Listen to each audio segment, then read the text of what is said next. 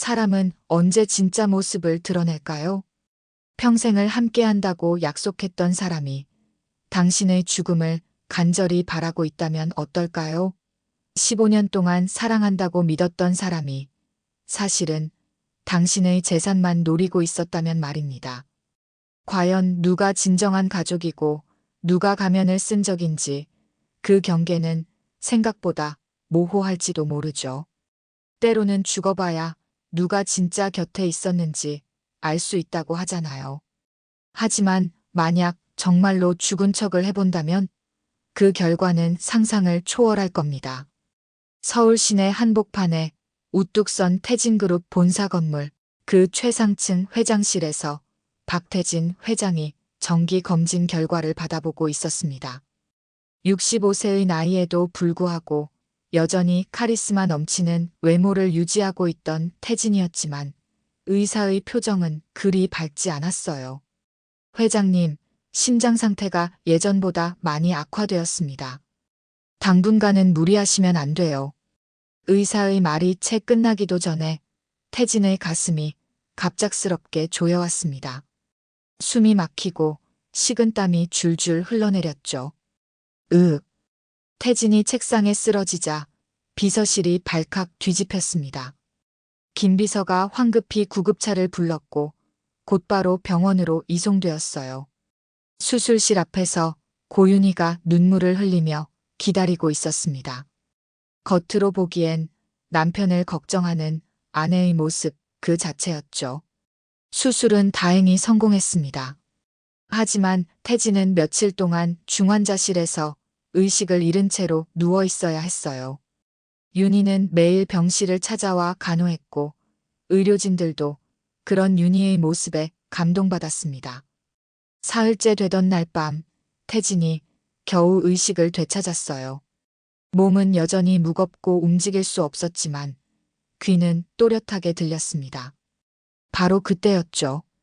복도에서 들려오는 윤희의 목소리가 태진의 귀에 들어왔어요. 여보, 언제까지 기다려야 하는 거야? 이 사람만 없으면 모든 게 내 거잖아. 전화 너머로 들려오는 남자 목소리. 태진은 그 목소리가 하경수라는 걸 단번에 알아차렸습니다. 태진그룹의 사회이사이자 자신이 믿고 있던 사람이었죠. 조금만 더 기다려. 의사 말로는 이번엔 정말 위험하다고 하니까. 곧 끝날 거야. 윤희의 차가운 목소리에 태진의 심장이 다시 한번 요동쳤습니다. 하지만 이번엔 병 때문이 아니었어요. 15년 동안 함께 살아온 아내가 자신의 죽음을 기다리고 있다는 사실에 충격을 받은 거였습니다. 태진은 눈을 감은 채로 계속 듣고 있었어요. 윤희와 하경수의 대화는 더욱 구체적이 되어갔습니다. 유 원장은 이미 준비해뒀어. 모든 재산이 나한테 상속되도록 해놨으니까 걱정하지 마. 지훈은 어떻게 할 거야? 그 애는 원래 경영에 관심도 없잖아. 적당히 달래주면 될 거야. 태진의 주먹이 불끈 쥐어졌습니다. 박지훈은 전처소생이긴 하지만 태진에게는 소중한 외아들이었어요. 그 아들마저 윤희의 계산 속에 들어있다는 사실이 분노를 불러일으켰습니다. 다음 날 아침 윤희가 병실에 들어왔을 때 태진은 여전히 의식을 잃은 척하고 있었어요. 윤희는 간호사들 앞에서 연기라도 하듯 태진의 손을 잡고 눈물을 흘렸습니다. 여보, 빨리 일어나요. 당신 없으면 어떻게 살라고 그래요. 하지만 태진은 더 이상 속지 않았습니다. 그날 오후 김 비서가 병실을 찾아왔을 때 태진은 조용히 눈을 떴어요. 김 비서. 회장님, 의식을 되찾으셨군요. 김 비서가 기뻐하며 달려들자 태진은 손짓으로 조용히 하라고 신호를 보냈습니다. 아무한테도 말하지 마. 특히 윤희에게는 절대로. 김 비서는 무슨 일인지 몰라 당황했지만 태진의 진지한 표정을 보고 고개를 끄덕였어요. 김 비서, 나 죽은 척 한번 해볼까? 태진의 갑작스러운 제안에 김 비서는 깜짝 놀랐습니다. 40년 넘게 태진을 모셔온 김비서였지만 이런 말은 처음 들어봤어요. 회장님, 무슨 말씀이신지. 윤희가 내 죽음을 기다리고 있어. 하경수와 함께 말이야. 태진은 어젯밤 들었던 대화 내용을 김비서에게 상세히 설명했습니다. 김비서의 얼굴이 점점 굳어졌어요. 평소 윤희를 좋게 봐왔던 김비서로서는 믿기 어려운 일이었습니다. 정말 그런 일이 있었나요? 내가 직접 들었어. 그 여자의 본 모습을 확인하고 싶다. 누가 진짜 짐승인지 보고 싶단 말이야. 태진의 목소리에는 분노와 동시에 깊은 실망감이 섞여 있었습니다. 15년 전 윤희와 재혼할 때만 해도 그녀를 진심으로 사랑했었거든요. 전철을 잃고 절망에 빠져 있던 태진에게 윤희는 새로운 희망이었어요. 어떻게 하시겠습니까? 의료진에게 협조를 구해야겠어. 공식적으로는 심장마비로 사망한 걸로 발표하고 실제로는 외곽 별장으로 피해 있을 거야. 태진이 머릿속으로 계획을 세우는 동안 김비서는 여전히 믿기지 않는다는 표정이었습니다. 하지만 태진의 의지가 확고하다는 걸 알고 있었기에 반대할 수는 없었어요. 이틀 후 태진그룹 본사에서 긴급 기자회견이 열렸습니다. 김비서가 단상에 올라 발표를 시작했어요. 어제 오후 3시 박태진 회장님께서 심장마비로 별세하셨습니다. 기자들의 플래시가 터졌고 곧바로 속보가 전국에 퍼졌습니다. 태진그룹 주가는 폭락했고 경제계 전체가 충격에 빠졌어요. 윤희는 기자회견장에서 오열하며 쓰러졌습니다. 하지만 태진은 모니터로 그 모습을 지켜보며 차가운 미소를 지었어요. 연기가 제법 그럴듯했거든요. 정말 훌륭한 연기력이군. 별장에 은신한 태진은 김비서와 함께 윤희의 행동을 지켜보기로 했습니다. 장례식은 비공개로 조용히 치러졌어요. 관 속에는 태진 대신 모래주머니가 들어 있었습니다. 장례식 당일 윤희는 검은 상복을 입고 조문객들을 맞았어요. 눈물로 범벅이 된 얼굴로 남편을 그리워한다고 말했지만 태진은 그 모든 게 연기라는 걸 알고 있었습니다. 지훈은 어떻게 지내는지 모르겠네요. 태진의 아들 박지훈은 어머니를 일찍 잃고 아버지 손에서 자랐어요. 성격이 온순하고 경영에는 별로 관심이 없었지만 태진에게는 소중한 핏줄이었습니다. 지후도 속고 있겠죠? 그래야 해. 진짜처럼 보이려면 지후도 모르는 게 나아. 태진은 아들에게까지 거짓말을 해야 한다는 사실이 마음 아팠지만 진실을 밝혀내기 위해서는 어쩔 수 없었어요. 사흘째 되던 날 윤희는 변호사를 불러 유언장을 공개했습니다. 예상대로 모든 재산이 윤희에게 상속되어 있었어요. 물론 이 유언장은 태진이 직접 작성한 가짜였습니다. 이제 시작이군. 태진은 별장에 설치된 모니터를 통해 윤희의 모든 행동을 관찰했습니다. 과연 윤희가 어떤 모습을 보여줄지 태진은 고요히 기다렸어요. 15년 동안 함께 살았던 아내의 진짜 얼굴을 확인하기 위해서 말입니다. 장례식이 끝나고 나흘째 되는 날 윤희의 행동은 급격히 변했습니다. 상복을 벗고 평상복을 입은 윤희는 마치 다른 사람이 된 것처럼 당당했어요. 경수야, 이제 우리 세상이야. 윤희는 하경수를 회장실로 불러들였습니다. 태진의 자리에 앉은 윤희의 모습을 보며 하경수는 만족스러운 미소를 지었어요. 생각보다 빨리 끝났네. 그 사람이 심장이 약한 게 다행이었어. 이제 정식으로 우리 관계도 공개할 수 있겠어. 적당한 시간이 지나면 재혼 발표를 하자. 둘의 대화를 몰래 녹음하던 김비서는 소름이 돋았습니다. 남편이 죽은 지 일주일도 안 된 상황에서 벌써 재혼 계획을 세우다니 상상을 초월했어요. 한편 윤희는 경영진 회의를 소집했습니다. 이사회에서 자신이 임시 회장직을 맡겠다고 선언한 거예요. 고인의 뜻에 따라 제가 태진그룹을 이끌어 나가겠습니다. 이사들 대부분은 갑작스러운 상황에 당황했지만 유 원장이 있는 이상 반대할 명분이 없었어요. 하지만 몇몇 오래된 임원들은 의구심을 표했습니다. 회장님의 아드님은 어떻게 생각하시는지요? 윤희는 차가운 미소를 지으며 대답했어요. 지훈은 아직 어리고 경험이 부족합니다. 제가 충분히 가르쳐 드릴 테니 걱정하지 마세요. 그 순간 회의실 문이 열리며 박지후가 들어왔습니다. 평소보다 훨씬 침울한 표정을 하고 있었어요. 지후야, 왜 이렇게 늦었니? 죄송합니다. 아버지 생각에 정신이 없어서요. 지후는 38살의 나이에도 불구하고 여전히 순진한 면이 있었습니다. 윤희가 계모이긴 했지만 나름대로 잘 지내왔기 때문에 의심하지 않았어요. 지후야, 아버지께서 회사 일은 나한테 맡기라고 하셨어. 너는 그냥 편안히 지내면 돼. 네, 저도 경영에는 별로 관심이 없으니까요. 지후의 대답에 윤희는 속으로 안도했습니다. 예상대로 순순히 물러서는 모습이었거든요. 회의가 끝난 후 윤희는 하경수와 함께 태진의 개인 사무실로 들어갔어요. 그곳에는 태진이 아끼던 물건들과 중요한 서류들이 보관되어 있었습니다. 이제 이 모든 게 우리 거야. 윤희는 태진의 의자에 앉아 서류들을 뒤적이기 시작했어요. 주요 계약서들과 부동산 관련 문서들을 확인하며 만족스러워했습니다. 이 별장들도 전부 내 이름으로 바꿔야겠어. 하경수는 윤희의 변화한 모습을 보며 새삼 놀랐습니다. 평소에 조신하던 모습과는 완전히 달랐거든요. 자기야, 너무 급하게 굴지는 마. 아직 사람들이 지켜보고 있어.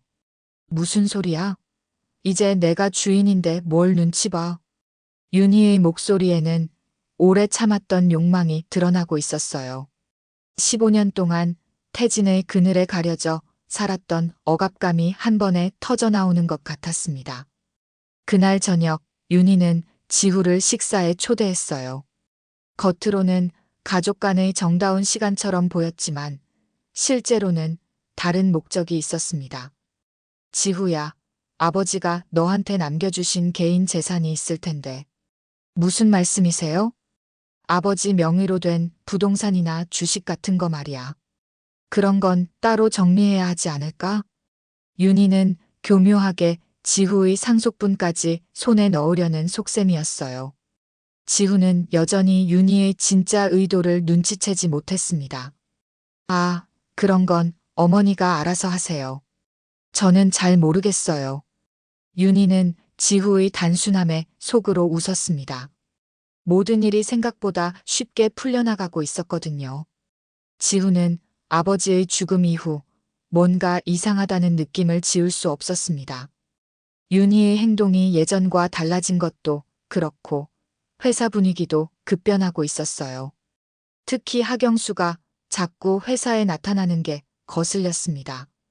아버지 생전에는 분기별 이사회 때나 볼 수 있었던 사람이 이제는 거의 매일 와 있었거든요. 뭔가 이상해. 지후는 아버지의 서재를 정리하다가 우연히 김 비서의 행동이 수상하다는 걸 발견했어요.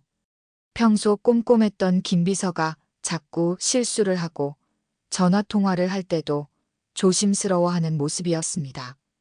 김 비서님, 혹시 무슨 일 있으세요? 아, 아닙니다.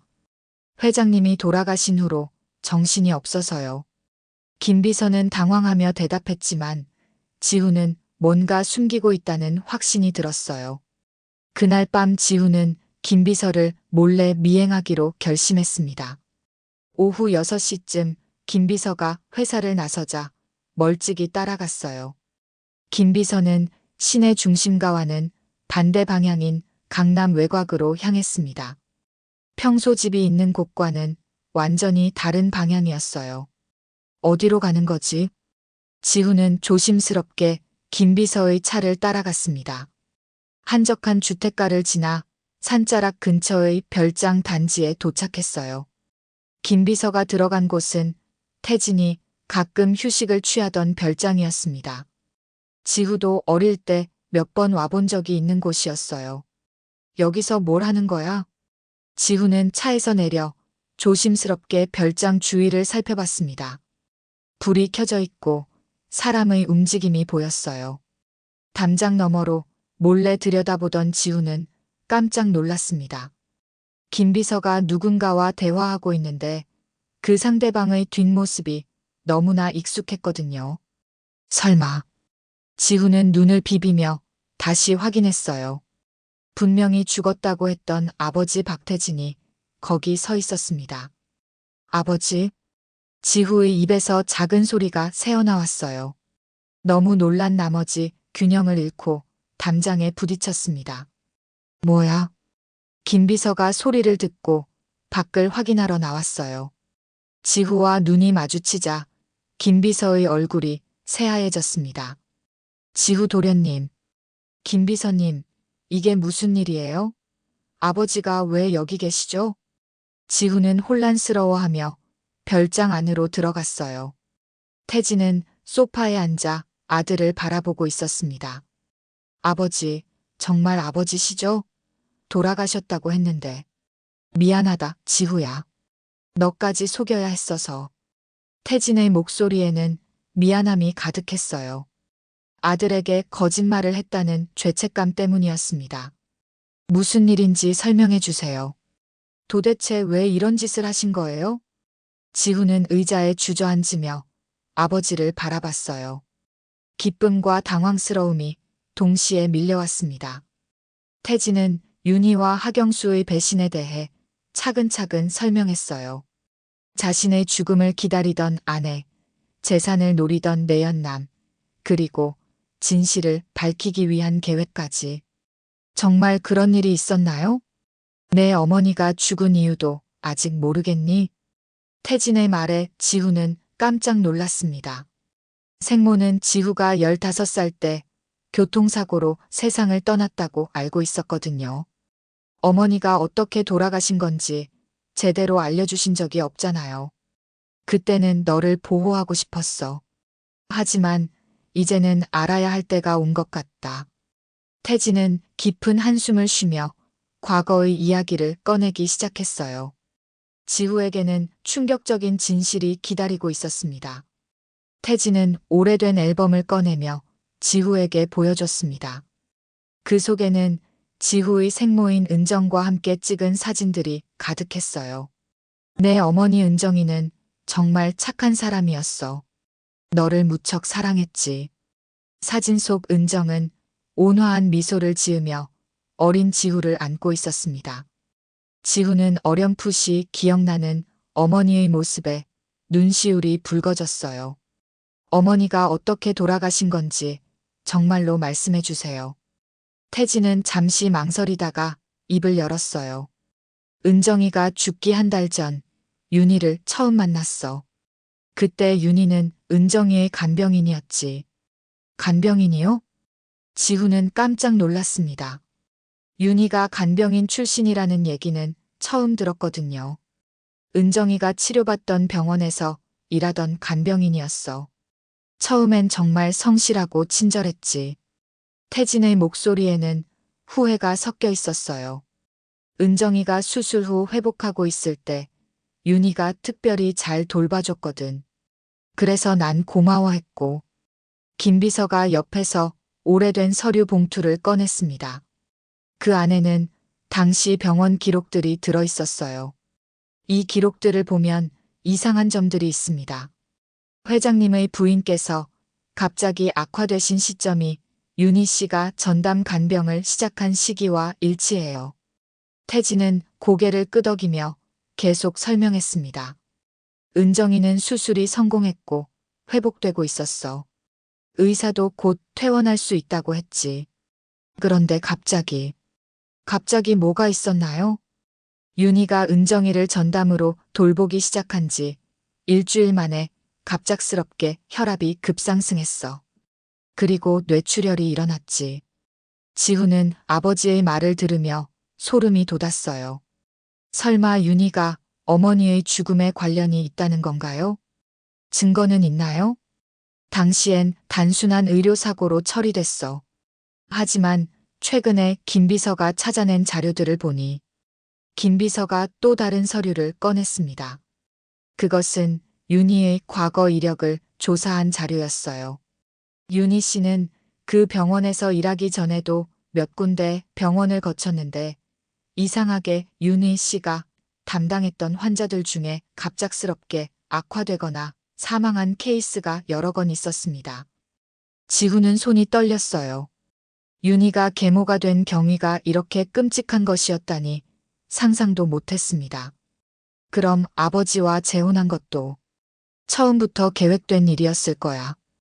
은정이가 죽고 난 내가 얼마나 절망했는지 알고 있었으니까. 그때의 난 판단력을 잃고 있었어. 태진은 자신의 어리석음을 후회하며 주먹을 쥐었습니다. 15년 동안 그 여자와 함께 살면서도 전혀 눈치채지 못했어. 정말 바보였지. 김 비서가 마지막 서류를 꺼냈습니다. 그것은 최근 윤희와 하경수의 비밀 모임을 녹음한 파일이었어요. 이 녹음을 들어보세요. 녹음기에서 윤희의 목소리가 나왔습니다. 그 늙은이 심장 멎었을 때 내가 얼마나 기뻤는지 알아? 드디어 자유가 됐다는 생각이 들었어. 하경수의 목소리도 이어졌어요. 이제 지우만 처리하면 완벽하겠네. 그 순진한 놈은 금방 속아 넘어올 거야. 지우는 어차피 경영 능력도 없으니까 적당히 돈 주고 내보내면 돼. 아니면 뭐 아버지처럼 될 수도 있고. 지우는 녹음을 듣고 온몸이 굳어졌어요. 윤희가 자신까지 제거할 계획을 세우고 있다는 걸 알았습니다. 이제 알겠어요. 왜 아버지가 이런 계획을 세우셨는지. 태진은 아들의 어깨에 손을 올렸어요. 지후야, 이제 우리가 반격할 차례다. 태진과 지후는 윤희를 상대로 한 반격 계획을 세우기 시작했습니다. 먼저 윤희가 조작한 유언장의 허점을 찾아내는 것이 중요했어요. 아버지가 직접 쓰신 진짜 유언장이 있나요? 물론이지. 변호사 사무실에 원본이 보관되어 있어. 김 비서가 안전금고에서 서류를 꺼냈습니다. 태진이 실제로 작성한 유언장에는 회사 지분의 대부분이 지후에게 상속되도록 되어 있었어요. 윤희에게는 생활비 정도만 남겨뒀어. 그런데 윤희가 내세운 유언장은 모든 재산이 자기 것으로 되어 있지. 지후는 두 유언장을 비교해보며 윤희의 계획이 얼마나 치밀했는지 깨달았습니다. 필체 감정을 받으면 바로 들통날 텐데요. 윤희가 그런 걸 모를 리 없어. 분명히 다른 수를 쓸 거야. 태진의 예상대로 며칠 후 윤희는 예상치 못한 행동을 보였습니다. 갑자기 주요 부동산들을 매각하기 시작한 거예요. 현금화를 서두르고 있어. 증거를 없애려는 것 같은데. 김 비서는 윤희의 동향을 실시간으로 보고했습니다. 윤희는 하경수와 함께 부동산 중개업소를 돌아다니며 급하게 매물을 내놓고 있었어요. 지후야, 이제 움직여야 할 때다. 지후는 아버지와 함께 법무법인을 찾아갔습니다. 물론 지후 혼자 간 것처럼 보이게 했어요. 유언장 무효 소송을 제기하고 싶습니다. 변호사는 지후의 말을 듣고 고개를 끄덕였어요. 근거가 있나요? 지후는 준비해온 자료들을 제출했습니다. 필체 감정 요청서와 함께 윤희의 과거 이력을 조사한 자료들도 포함되어 있었어요. 흥미로운 자료들이네요. 승산이 있어 보입니다. 한편 윤희는 지후의 움직임을 눈치채고 당황했습니다. 평소 순하기만 했던 지후가 갑자기 적극적으로 나서기 시작한 거예요. 경수야, 뭔가 이상해. 지후가 변했어. 뭐가 변했다는 거야? 갑자기 법무법인을 찾아간다더니 유언장에 대해서 문제 제기를 하고 있어. 하경수의 얼굴이 굳어졌습니다. 계획에 차질이 생기기 시작한 거예요. 그 순진한 놈이 갑자기 왜? 누가 뒤에서 조종하고 있는 것 같아.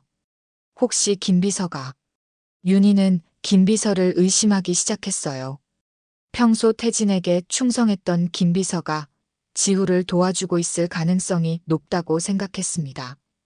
김비서를 제거해야겠어. 너무 성급하게 굴지 마. 일단 상황을 지켜보자. 하지만 윤희의 조바심은 점점 커져갔어요.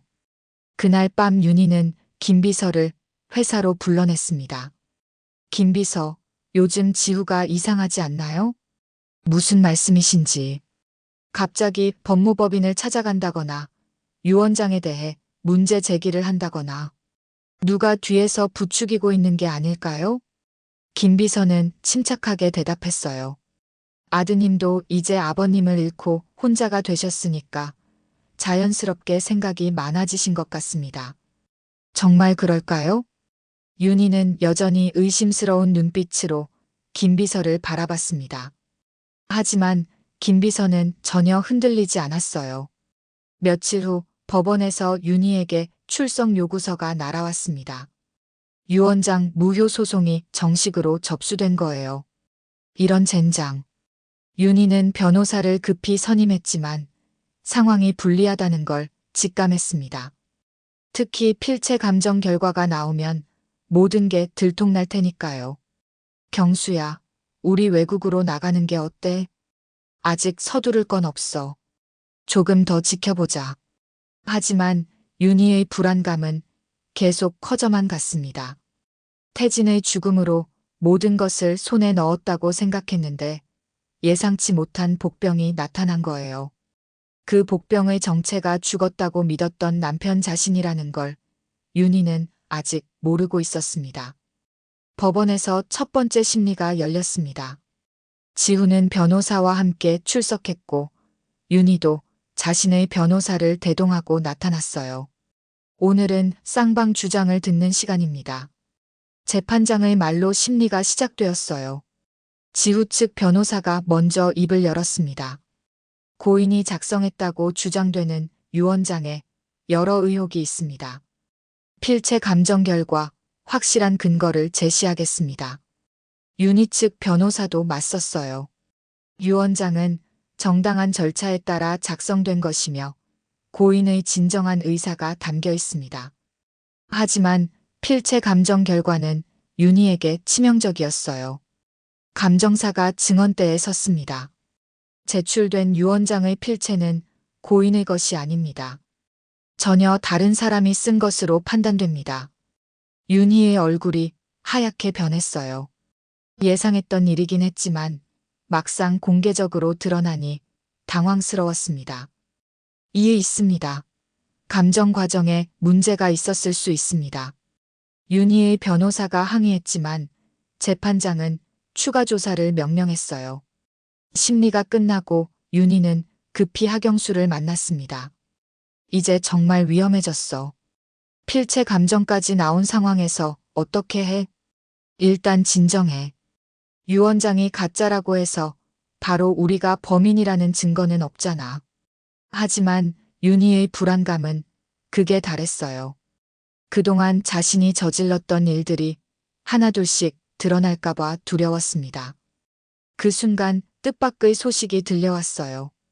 태진그룹 본사 로비에서 긴급 기자회견이 열린다는 거였습니다. 누가 기자회견을 연다는 거야? 윤희는 당황하며 본사로 달려갔어요. 로비에는 이미 수많은 기자들이 몰려 있었습니다. 도대체 뭐가? 그때 윤희는 자신의 눈을 의심했어요. 연단 뒤에서 누군가가 걸어 나오고 있었는데 그 사람은 분명히 죽었다고 했던 박태진이었습니다. 여러분, 안녕하십니다. 태진의 목소리가 로비 전체에 울려 퍼졌어요. 기자들도 깜짝 놀라 웅성거리기 시작했습니다. 저는 태진그룹 회장 박태진입니다. 여러분께서는 제가 죽었다고 알고 계시겠지만 보시다시피 살아있습니다. 윤희는 그 자리에서 주저앉았어요. 다리에서 힘이 빠져 서 있을 수 없었습니다. 이게 무슨 일이야? 제가 죽음을 위장한 이유는 단 하나입니다. 저의 죽음을 간절히 바라던 사람들의 정체를 확인하기 위해서였습니다. 태진은 차분하게 지난 며칠간의 상황을 설명했어요. 자신의 죽음이 발표된 후 일어났던 일들, 그리고 그 과정에서 드러난 진실들을 하나씩 공개했습니다. 저의 아내 고윤희는 제가 죽자마자 매연남과 함께 회사를 장악하려 했습니다. 가짜 유언장까지 만들어가면서 말이죠. 기자들의 카메라 플래시가 터졌고 윤희는 그 모든 시선을 받으며 현실을 받아들일 수 없었어요. 또한 제 첫 번째 부인의 죽음에도 윤희가 관련되어 있다는 증거를 확보했습니다. 태진은 준비해온 자료들을 기자들에게 배포했어요. 윤희의 과거 이력과 의심스러운 환자 사망 사건들, 그리고 은정의 죽음과의 연관성을 보여주는 자료들이었습니다. 윤희는 마침내 정신을 잃고 쓰러졌어요. 너무 큰 충격에 견딜 수 없었던 거였습니다. 내 아내는 15년 동안 저와 제 아들을 속여왔습니다. 하지만 이제 모든 진실이 밝혀졌습니다. 태진의 기자회견은 전국에 생중계되었고 온 나라가 충격에 빠졌어요. 죽었다고 했던 재벌 회장이 살아 돌아와서 아내의 배신을 폭로한 전대미문의 사건이었습니다. 여러분, 사람은 죽어봐야 누가 진짜 곁에 있었는지 알게 되는 법입니다. 저는 그 진실을 확인했습니다. 태진의 기자회견 이후 수사기관이 즉시 움직였습니다. 윤희는 병원에서 의식을 회복하자마자 경찰에 연행되었어요. 고윤희 씨 유언장 위조, 횡령, 그리고 살인교사 혐의로 체포합니다. 윤희는 여전히 현실을 받아들이지 못하고 있었어요. 이건 꿈이야. 태진이 죽었는데 어떡해. 하지만 현실은 냉혹했습니다. 검찰은 윤희가 과거에 담당했던 환자들의 사망 사건을 재수사하기 시작했어요. 한편 하경수는 윤희가 체포되자마자 도망치려 했습니다. 급히 여권을 챙겨 공항으로 향했지만 이미 수배령이 내려진 상태였어요. 하경수 씨죠? 동반자 고윤희 씨와 함께 범행을 계획한 혐의로 체포합니다. 출국 게이트 앞에서 체포된 하경수는 윤희를 원망했어요. 그 여자 때문에 내 인생이 망가졌어. 하지만 이미 늦은 일이었습니다. 두 사람의 범죄는 이미 모든 증거와 함께 세상에 공개되었거든요. 태진은 아들 지후와 함께 회사로 돌아왔어요. 직원들은 태진을 보고 마치 유령을 본 것처럼 놀랐습니다. 회장님, 정말 살아계신 거예요? 그럼 가짜겠어? 이제 정상적으로 업무를 재개하자. 태진은 평소와 다름없이 업무에 복귀했어요. 하지만 마음 한구석에는 여전히 아픔이 남아 있었습니다. 지후야, 미안하다. 너까지 속여야 했어서. 괜찮아요, 아버지. 진실을 밝혀내기 위해서는 어쩔 수 없었던 일이었죠. 지후는 이번 일을 통해 많이 성장했어요. 평소 경영에 관심이 없었지만 이제는 아버지를 도와 회사를 지켜나가야 한다는 책임감을 느꼈습니다. 아버지, 앞으로는 제가 회사 일에 더 참여하고 싶어요. 정말이야? 그동안 관심 없다고 했잖아. 이번 일로 많은 걸 깨달았어요. 제가 무관심했기 때문에 이런 일이 일어난 거기도 하고요. 태진은 아들의 변화한 모습을 보며 뿌듯했어요. 비록 힘든 과정이었지만 지후가 진정한 후계자로 성장할 수 있는 계기가 된 것 같았습니다. 김 비서도 오랜 침묵을 깨고 입을 열었어요. 회장님, 정말 힘든 결정이셨을 텐데 존경합니다. 김 비서가 없었다면 불가능한 일이었어. 고마워. 태진은 자신을 끝까지 믿고 따라준 김 비서에게 진심으로 감사했습니다.